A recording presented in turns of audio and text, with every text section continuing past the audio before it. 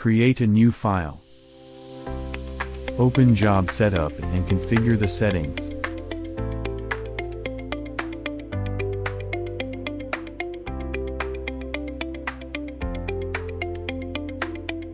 Note, select Material Bottom for the Z0 position to set the Z-axis 0 point at the bottom of the material.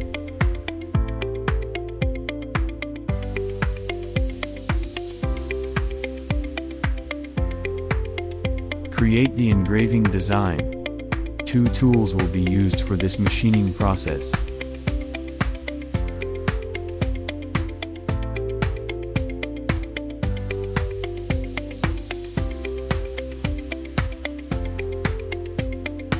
Select the machining area, then choose the appropriate toolpath type. Select the required tool. Configure the machining parameters. Note, the tool number must match the tool position in the tool magazine.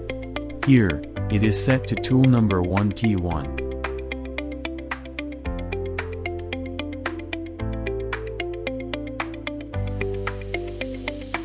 After completing the settings, click Calculate to generate the toolpath.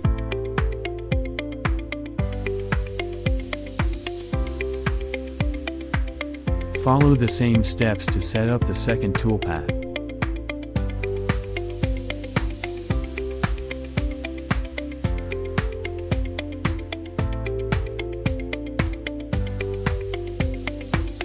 Select the second tool and configure the machining parameters.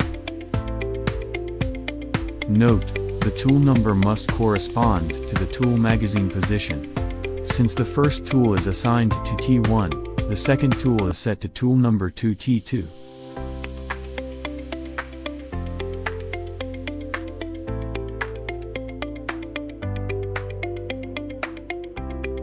After completing the settings, click Calculate to generate the second toolpath.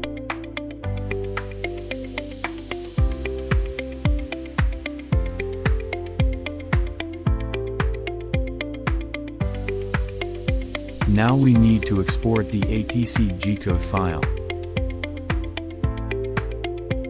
Click Post Processor, then select Add Post Processor. Click Select Post Processor.